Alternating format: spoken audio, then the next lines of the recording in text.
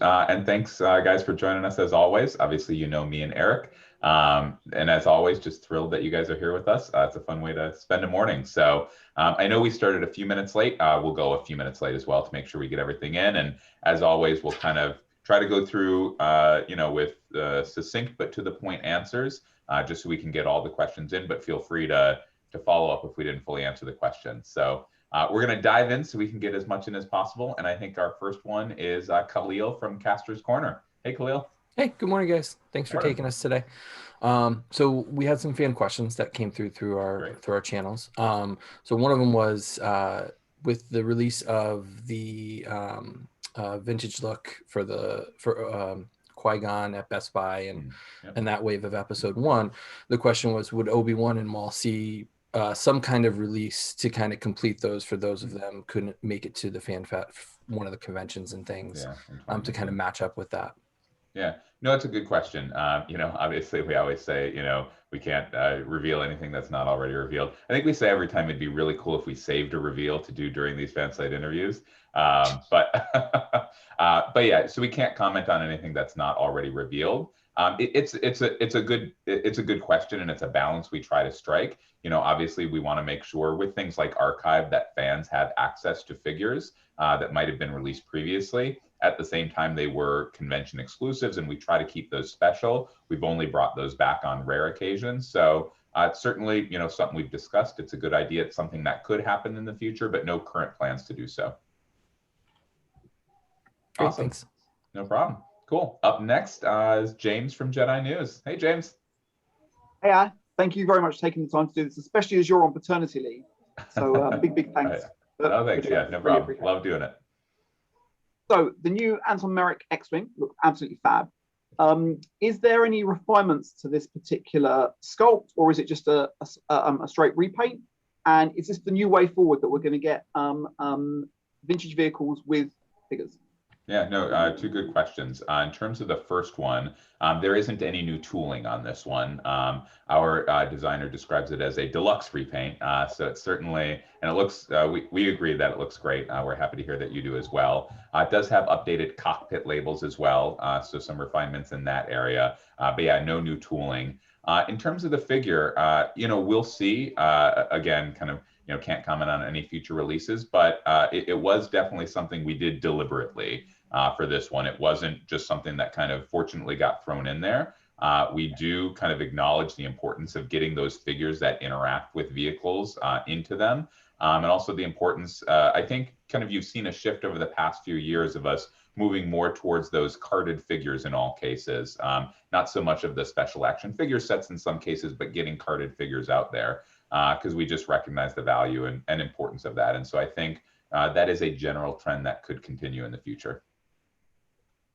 Thank you. Great. Stephen from FlyGuy. Hey, Stephen. Hey, guys. Thank you, Patrick and Eric, for your time. Look, FanFest was really good. I really personally liked it. I thought there was a lot of really good mixture figures. Aura Singh, Koskett and others, really looking good. A lot of fans on the channel had kind of been a little bit hesitant about some of the allocation that had happened in 2021. And look, COVID, I know there's logistical challenges. I'm not saying it's all, sunshine and lollipops, but they were all a little bit hesitant about placing pre-orders since a lot of stores had been kind of allocated stock. So anything we can do to improve that, because a lot of them are holding off, which is a bit of a shame because it gives you pre-order data, it lets all the stores get stock. So anything we can do to help improve that, just to stop it happening? Yeah, no, so this is, just generally, and we say this, and these questions always come up, and generally, we're aware that there are pain points around distribution, and we've done some things in the past to address some of those, and new issues crop up. And so it's not like we just kind of throw up our hands, and I know you're not suggesting this, but, obviously, getting product to the consumer is really important to us. We care about that as much as you guys do. We're all kind of in that together. With the specific point about pre-orders, I think we spoke to this a little bit on our January 29th live stream. Pre-orders is obviously, an important part of the business, something that's come up in the past couple of years. If you look 3 years ago, I don't think there were any pre-orders. Now it's a big part. And I think we acknowledge that the intentions, I think you say, are good. both for us and for the fans, for the consumers. It gives us data, which is good. It allows us to forecast better, and it also obviously kind of lets fans rest assured that they have the product. That being said, some issues have cropped up. We're definitely aware of those. We feel those as well when we order products, and so that's why in some cases we've moved to pre-ordering at a later date. We did that with the vintage original 96, and then we announced that date in advance so that it wasn't kind of a surprise for fans. And from everything I've read online on the forums, that one went pretty well and there weren't any surprises. We obviously announced that with the Amtok Merrick X-Wing as well. And so in some cases, they'll be available for pre-order later, or in some cases, they'll just wait and go on shelf or online like they would have a few years ago. So it's definitely something we're aware of and continuing to refine, and hopefully we keep getting a little better every year, and hopefully in a year that'll be solved and we can focus on whatever new issue crops up. Oh, I agree. Thank you for acknowledging. Thank you. Absolutely, no problem. All righty, Matt from the Black Series Instagram. Hey, Matt. Guys, thanks for doing this. I'll get to my first question, which was that a couple of years ago, you guys came out and said Black Series, we're going to do less waves per year, but that'll mean no more repacks, no more double packs, etc. But in the last year, almost the last 3 or 4 waves have either seen double packs of all figures or double packs included, and we've seen repacks of Bo-Katan in the most recent wave. It's just to talk about this repacking now and double packing, and if it's going to happen, why not look at army builders like the classic Stormtroopers, which effectively got cancelled from last year in the solid cases and never came out?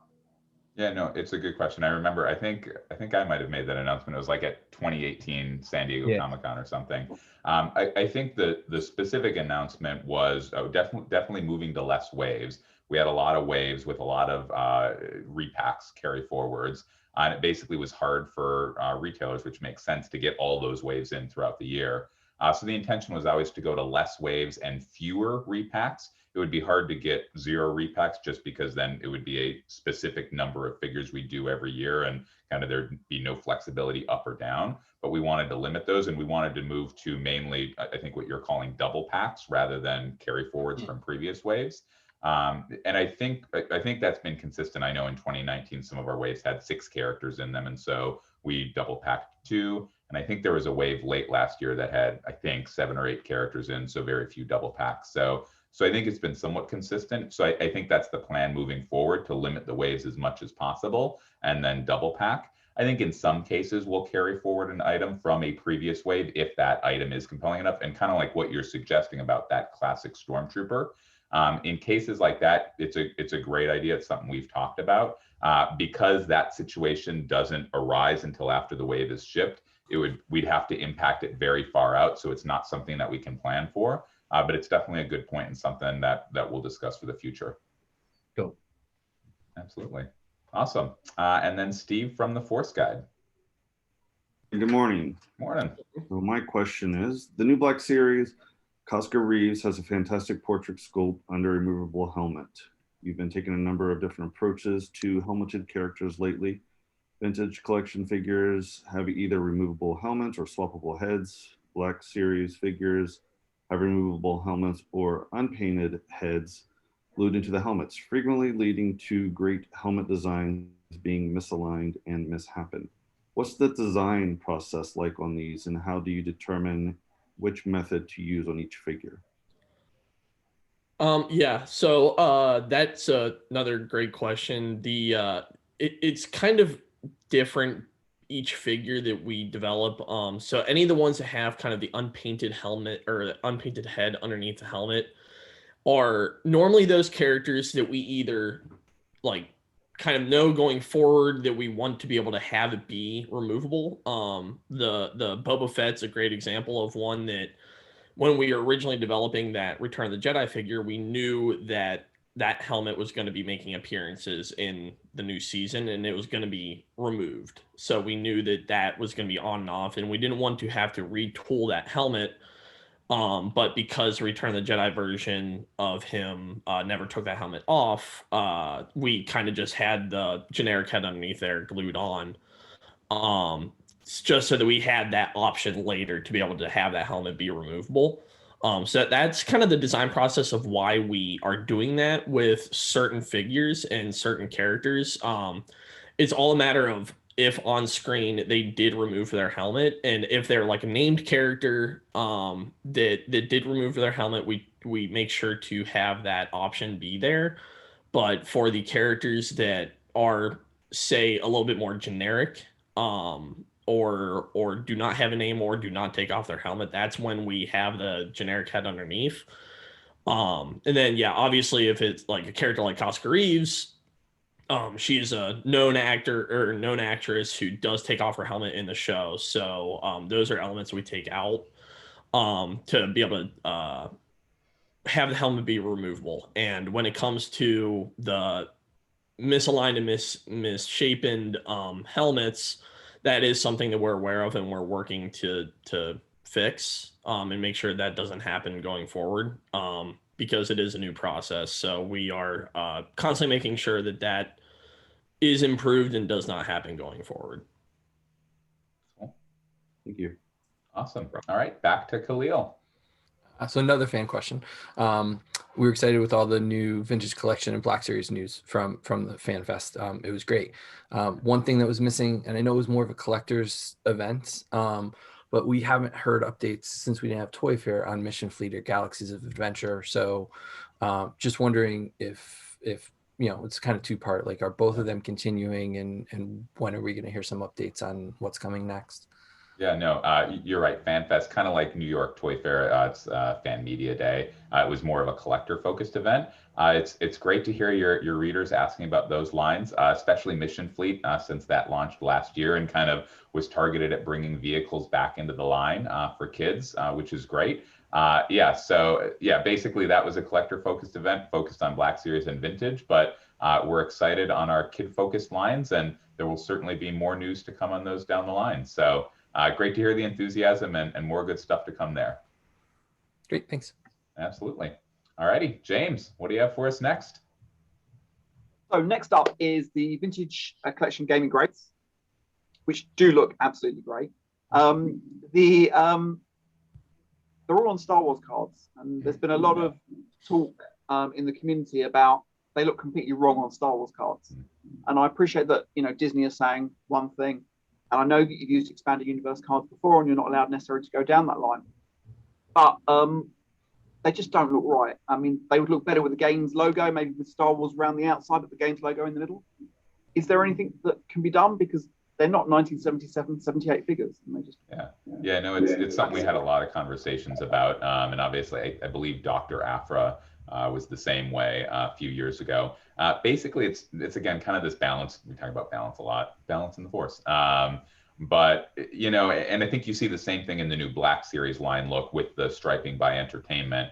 Our new gaming greats kind of have that single stripe for gaming figures, and so the desire here was to not kind of go down a rabbit hole of having kind of new logos for every single gaming entertainment. Since there's just a lot of them, and we want to, you know, eventually bring a lot of them into the line. You know, it's a good point about kind of a gaming logo. We thought that would be a bit, you know, a bit generic and just didn't have any kind of, you know, history or equity within the Star Wars world, you know, in the same way that Expanded Universe obviously had a lot of just history and it was very known. And so kind of it made sense. So it's something we had a lot of conversation about. There kind of wasn't the perfect solution. This is the one we landed on, but you know, as always, you know, we appreciate the feedback and it's something we could certainly impact in the future if it makes sense. I mean, now with the advent or the re-advent of Lucasfilm Games, it might even be nice to have, you know, Star Wars, and then Lucasfilm Games in the middle, just so that it ties it together a bit better. Yeah, no, it's a good point. Yeah, awesome. Stephen from FlyGuy. Just want to say again, this Boba Fett is awesome. I absolutely love that figure. So well done. Really, really good figure. Despite what anyone says, it's awesome. Anyway, global availability. That's all Eric right there. I know, but you did a stunning job, dude. You really did. It's wow. Anyway, look, I think a lot of our fans, no matter where we are in the world, we're a mixed bunch. We're all across the globe, even here today and tonight. you did actually, I noticed on this FanFest, you were reaching into mentioning communications about Canada, and you were really stretching a little bit further, and you have over the years, both Matt and I and our show have always said that you've kind of been nipping away at the kind of international side of things, but the one thing, the cherry on the cake that still remains is when you announce a product, and the rest of the world's kind of like, don't know. And I know sometimes you don't know, and I'm not expecting, and I don't think anybody expected it every time, but some kind of indication, like, available. It's an it's a GameStop exclusive in the US. Yeah. It's a GameStop or EB Games exclusive in Australia or what other countries. Some kind of information would be perfect. I don't know what else you can do, but it would be really, really appreciated to know, because otherwise fans have to import and then they don't get it, and so anyway. Yeah, no, absolutely, and we can't forget James as well from the UK. So Yeah, it is truly a very international group on this call, which is great. You're right. I think this is kind of like distribution, right? We've been nipping away at this, I think, to use your term, the past few years. And again, we talked about 4 years ago, we didn't go to any global conventions, and in 2019, we went to conventions. I think in 9 different countries around the world, and so that was obviously that's one area, and we weren't able to go to any last year, but. As you said, we're nipping away at the communications as well. We were really excited for Pulse to expand into the UK because that basically gives us the ability to announce where products will be once we're in a country, because that's where Pulse is broadcasting. Then we can announce availability in that area on Pulse. And so, as we expanded into the UK, we were able to announce there. I think this might have also come out of our last group of fan site interviews. I think I forget which, but I think there was a question about announcing that. And so we changed that on FanFest. As you saw, we went from just announcing US availability to announcing it in all of the markets that we could, US, Canada, and the UK. Basically, outside of markets where Pulse operates in, we work with the local teams to kind of announce it through their channels. We'll continue refining that. And then, again, continuing to announce it on our future live streams for markets that Pulse operates in. Thank you. Absolutely. No, it's a good question, and definitely something we're working to improve. Matt, I think you're up next. Cool. Following the FanFest reveals from all the different chapters, I can't remember what you just called the banding of them, but we still have seen nothing from A New Hope, nothing from Revenge of the Sith, nothing from Rogue One, nothing from The Force Awakens. Is there... I know there's going to be plans for it, but we're talking 2021? Yeah. Are we going to start seeing some of these other chapters kind of make their way into this new Phase 4 kind of packaging and line? Or creatures? Yeah. Oh, sorry, go ahead. Creatures or small vehicles or anything.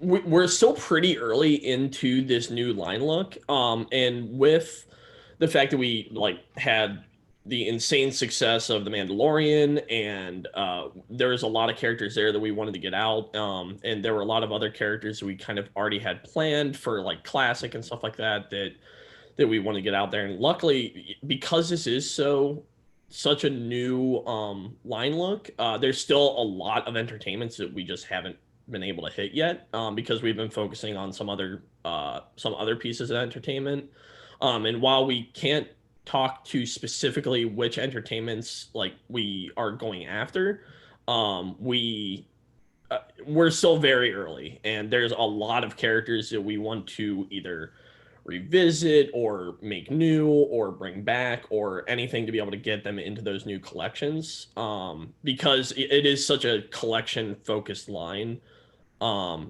specifically around the entertainments. So it's just more exciting for us to be able to have those different collections with those different entertainments, to be able to have the variety in the line, and you get these really cool looking just vignettes on the side. So while we can't confirm either way, it is something that we are looking at. And any suggestions you guys have about which entertainments you guys would specifically like, that would be great for us to know. We do read a lot of the comments. And just one quick note, our wedge helmet was in New Hope packaging. I know that's not a figure, but that was our debut. At the reveal of a color. Yeah. So. Yeah. Awesome. Cool. All right. Steve from the Force Guide. The newly revealed Black Series tech from the Bad Batch has solid yellow lenses on his goggles and visor, while in the animation those lenses are transparent yellow. Will the production version of tech indeed have the solid lenses, and will the visor be movable? So for tech, the goggles will be the solid yellow. We did update it to a bit more of a metallic instead, so it won't be quite as kind of banana yellow, I guess. Yeah, that helmet in particular was a very complex helmet, and to mold it in clear would mean painting quite a bit of the helmet itself. It's just, there's a lot going on with it, and we had to kind of prioritize what we did with that. And the visor, he does have a movable visor that can go up and down on the figure itself. But yeah, it was ultimately kind of a matter of priority. And that's kind of where we unfortunately landed for that figure in particular. And we're really still very happy with how that figure turned out. And we think that at least the update on switching to metallic will kind of give it a bit more nuance as well. Awesome. All right, back up to Khalil, and just a quick note, in spite of our efforts, we're tracking a little behind, so we're gonna try to go a little more quickly to get in 3 more rounds on the next 20 minutes. So Khalil, you're up next.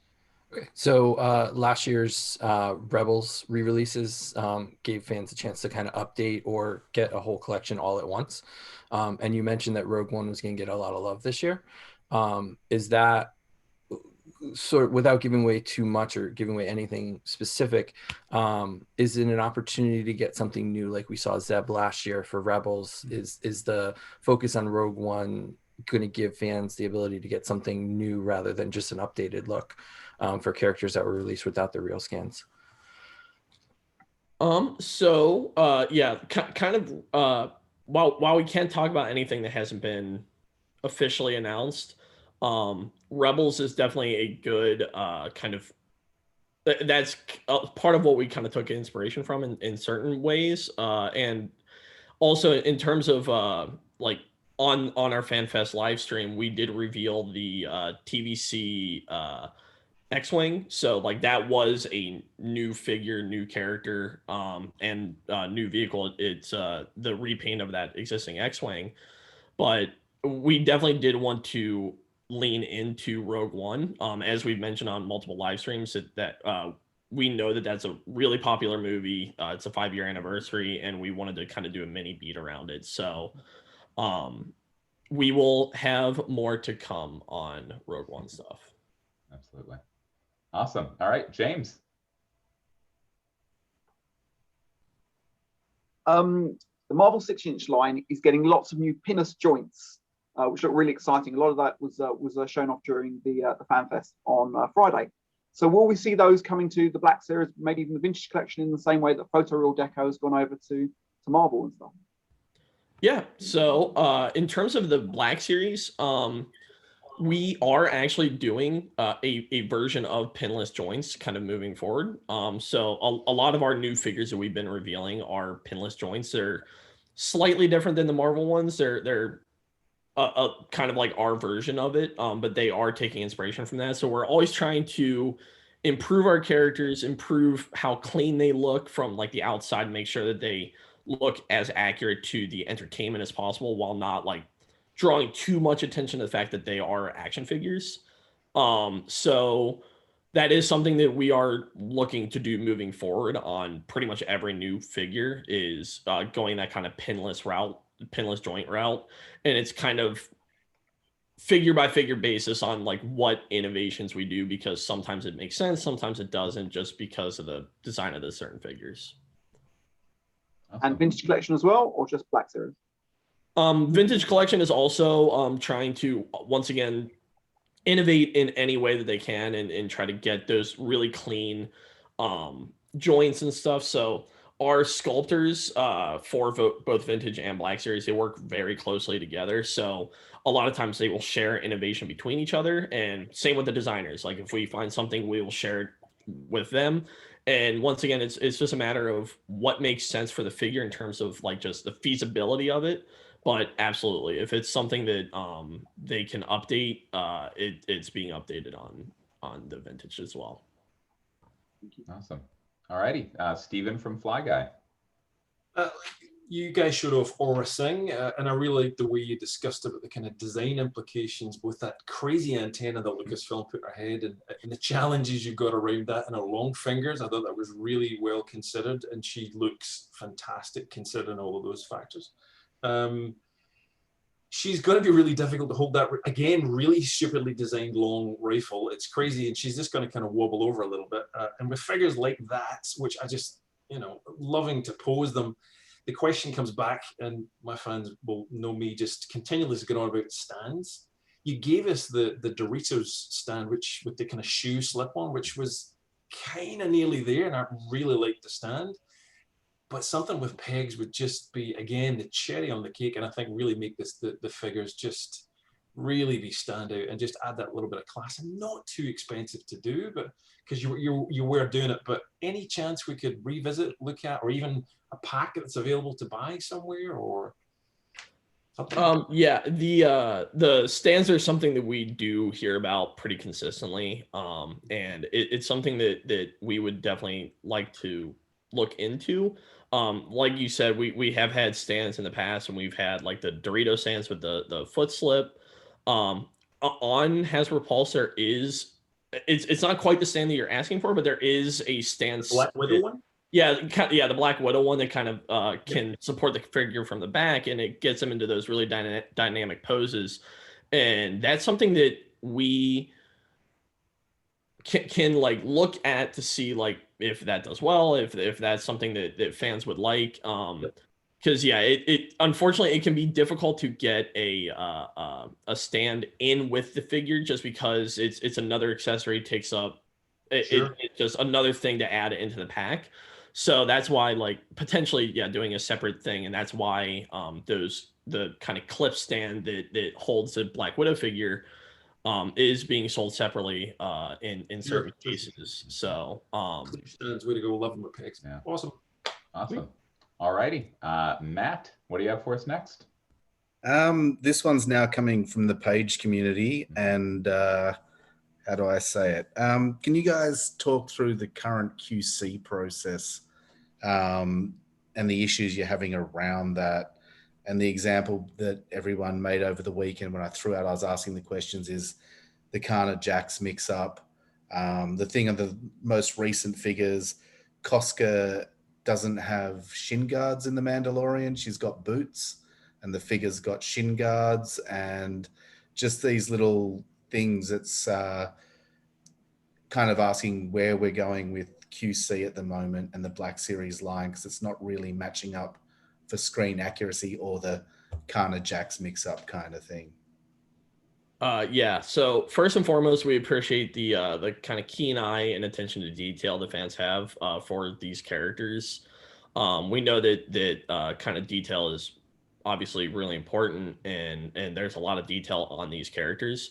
We always do our best to try to bring the characters to life with the most accurate design possible, and relying on kind of myriad of references, material, and working closely with our partners just kind of across the line.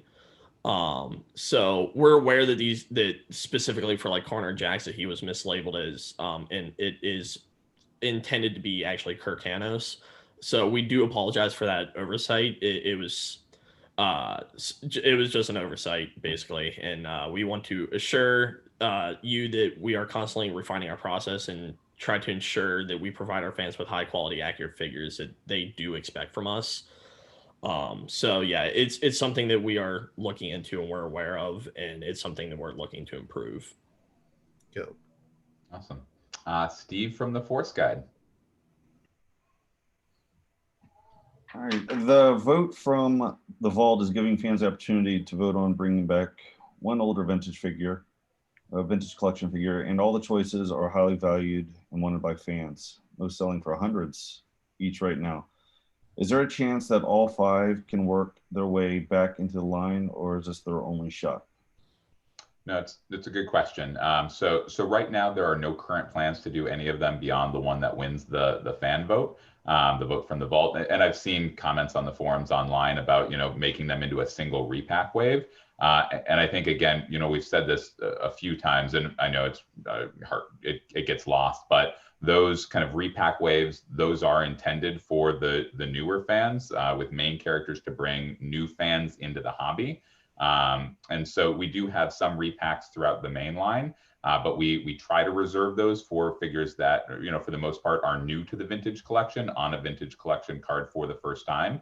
That being said, it's certainly something we could consider for the future. It's definitely not 100% out of scope, but right now the plans are to just do that figure that wins the fan vote. But as always, it's good to receive the feedback, and we'll take it into account. All righty, we've got 2 rounds left in about 10 minutes, so we're gonna try to limit our answers to about 30 seconds apiece, and I'll move us on if needed to get everything in. So back to Khalil. So the question that we got also was the Bad Batch debuted in the Black Series. Is it easy or hard for you guys to balance out where those things are kind of new properties are going to debut, whether it's Black Series or vintage, and then how does that impact you guys shipping out, saying, okay, we're going to do Black Series here, but we're going to wait a year or 6 months to do vintage, to not have too much from one property on the shelves at one time? Yeah, I mean, certainly that's a consideration. We basically try to bring the figures that we think are most compelling for each scale. We know with the vintage collection, there is more of a focus on, the original trilogy. Obviously, there's a lot of love for The Mandalorian, and so there's maybe more of a skew towards that. And then we also just don't want to spread ourselves too thin and do, a couple figures from all these different entertainments, but have some theming throughout the year, although not, necessarily themed waves. So again, nothing to announce now. The Bad Batch could come to vintage at some point. And if and when we do announce that, I'm sure it'll be exciting. Great. Awesome. All right, James. The specialty waves are normally not brought out in such huge quantity for obvious reasons. Yep. But the Emperor's Royal Guard, I think, is going to be a huge exception to that. So how will you ensure that supply meets demand for this figure? Yep. Yeah, no, you're right. The specialty waves are intended for newer fans, but we certainly acknowledge that some existing collectors kind of want to get their hands on those as well. That's why they're all available as solids. They're not just kind of tied into a case pack assortment. So we're able to customize demand for different figures in that way. Certainly, again, pre-order, we discussed this earlier, pre-order gives us a sense of demand and then allows us to forecast down the line. And so, we can certainly adjust and make adjustments based on what we see there. And again, customize demand per figure. Cool. Steven from FlyGuy. Look, guys, just more a question just about damages, if there's anything we can do. The vintage collection, love it. Love this figure. It looks great. The card backs of old, and we've covered this in previous conversations, is a little bit thinner. This kind of vintage kind of turn back round again. Yeah.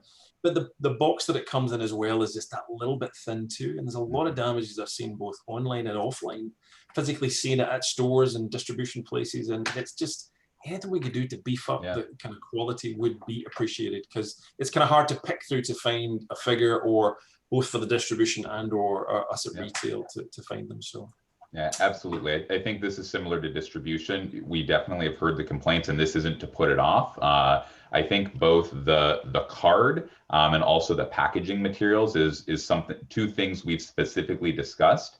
I think we will have some improvements to announce in coming months on one or both of those fronts. But I know we've read specific feedback about how some retailers, maybe including Pulse or not, ship the materials. We've addressed those as necessary, and hopefully we'll see some improvements there moving forward. But I think you can expect to see some announcements from us in coming months on things we're doing to improve the quality of the item when it reaches the fans. Excellent. Thank you. Absolutely. Matt, what do you have for us next? My fourth question's already been asked tonight, so I'll just make it quick and easy. HasLab. What do we have to do to get a Black Series HasLab? Marvel's just snuck in and taken another one for Legends in a row. Vintage Collections had 2. Black Series still nothing. Who do we need to speak to? You're talking to him, fortunately, Eric and me. No, it's a good question. Again, nothing, we can't reveal anything that's not revealed, but it's definitely something we've talked about. We know that Vintage Collection obviously has those iconic vehicles we can do, but there are a lot of great options in Black Series as well. And, something that could happen in the future. Cool. Absolutely. Steve from the Force Guide. With the Black Series General Lando, the figure's cape employs a soft goods cloth with a plastic chain piece closing off the collar. Was this a challenge to design when some fabric and plastic combinations have been prone to tearing? And will the plastic chain be movable to make the cape removable? Yeah, so it is always kind of a challenge, obviously, with making sure that things do not break on the figure. It's something that every figure does go through that testing to make sure that elements like that don't rip and tear, kind of, especially when we have combination pieces like that. Yeah, it is definitely a challenge in certain ways, and it is something that we're aware of, and it's something that we look to improve on everything. And at the moment, the chain is not removable, but the cape can, I believe, be kind of like lifted up over the head. I'd have to look to see when we actually get in the samples to look at it directly, but you can remove the cape. It might be a little bit difficult in certain cases. All right, final round. Khalil, kick us off. So, sorry. No problem. So is it quicker? The question is, the Disney Plus shows have a lot of properties coming up. Is it easier from a design point of view to get the animation stuff turned around versus the actors to get approval and things? Like the Bad Batch has a lot coming out this year, and Mandalorian was a little bit slower because it was a little more realistic. So is it quicker for you to kind of turn the animation designs around from the real life?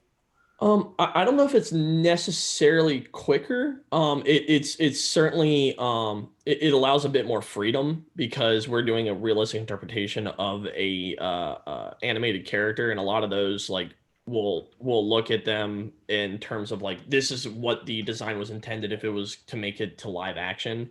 Sometimes the design can be a little bit simplified or a little bit different. So we elements like that can certainly help to speed up the process because we can kind of use what we already have existing, and especially with live action, a lot of those characters are very unique specifically to that actor or actress or even the outfit. Especially with animation, they tend to use a lot of like similar assets to be able to just drop in. So it certainly helps from that perspective. Cool. Thank you. No problem. James? My last question was answered, so I'm going to throw this one at you. Last couple of years at Toy Fair, we've got a brand new wave of retro figures. Obviously, we haven't had Toy Fair this year. Will we be seeing a new announcement for retro figures for 2021, or is the line dead? The line is definitely not dead. I think basically what happened is we announced our 2021 retro wave last year during Mando Mondays because it was obviously Mandalorian and we had Mando Mondays. The line is definitely not dead. We're excited for it to continue in the future. And so, stay tuned in coming months, however many months that might be, because there's more to come for retro. Awesome. Thank you. Yep. Steven. My question get answered too. So more, not really a question, just a statement. You guys have had on Pulse Marvel Legends kind of army builders. Pretty pleased with sugar and sprinkles and cherries and send you flowers or whatever you want. Troopers, lots of troopers. Give us some kind of way that we can get troopers pretty easily. Clones or simple stuff that you can just repaint. It would be really appreciated. Yeah. And maybe even a Han and a Luke Stormtrooper would keep Matt and I really happy. So thank you. Yeah. It's something we've discussed, and as Eric mentioned earlier with photoreal and pinless joints, there's, we talk a lot with the Marvel team.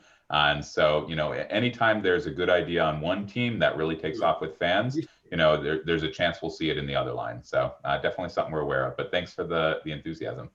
No worries. Cool. Matt? So I kind of feel like I've been Steven's cut some of my grass just then, but I will just say too that this Boba Fett is an incredible figure, and it's not just because of the character, the mechanics of it, all of the engineering of it. It's all great. So I guess my question is, will Hasbro consider revisiting older figures that have previously been released and not as an archive update, but actually a re-engineered figure? So things like Han and Luke in Stormtrooper disguise, or upgrading R2 to its correct scale and the astromech droids. And then, for example, like a Han Solo, A New Hope, not a simple archive re-release, but actually taking what has improved on, say, the Return of the Jedi, Han, and reapplying those kind of learnings to a better A New Hope figure kind of thing. So kind of revisiting characters and updating them, not just re-archiving them. Yeah, no, all of those things are possible. And I think there's kind of 3 different levels. Archive is for a figure that basically we think we want to get back out there, needs a photoreal deco update, but other than that is good. We've made tweaks to some figures like the Emperor from 2019 or Return of the Jedi Luke from 2019. And then, in addition to Boba Fett, the Stormtrooper and the Clone Trooper got all new sculpts last year. So all of those levers are certainly possible. Obviously, new sculpts for Boba Fett and the Stormtrooper and Clone Trooper meant we couldn't do kind of a brand new, all new figure to the line. But in those cases, it was warranted, and we could certainly see it in the future as well. Cool. All righty. Steve, bring us home. All right. So as the recently reissued Vintage Collection Battle Droid was softer and more bendy than the original release, will there be an attempt with the Gaming Greats Heavy Battle Droid to correct this issue? Yeah, so pretty much every figure that we get, even if it is a re-release, we are given the samples for us to be able to review kind of in-house and take a look at. And things like that, especially when it's more of a plastic softness issue, it's something that we will make comments on and ask for them to increase the durometer of those figures. So it's definitely something I can bring to the team and make sure that they are aware of it. But like most times, it's something that the minute we get it in hand, we're like, ooh, this is really like low durometer, and we feel like we need to fix it. And that's something that we can definitely look to update. Awesome. We're gonna close it out. We've got another set of interviews to go to, but just a big thank you to you guys. We've said it before. This is truly a pleasure for us. We love talking shop with you guys. I know it's crazy times for some of you. Matt, I don't know if it's early in the morning or late in the night for you. I think you're in Australia. All right. But just thank you guys so much. We really appreciate it, and we look forward to the next time we get together and talk Star Wars. Cheers. Thank you. Thank you. Awesome. Thanks, guys. Thank you. Bye. You. Bye.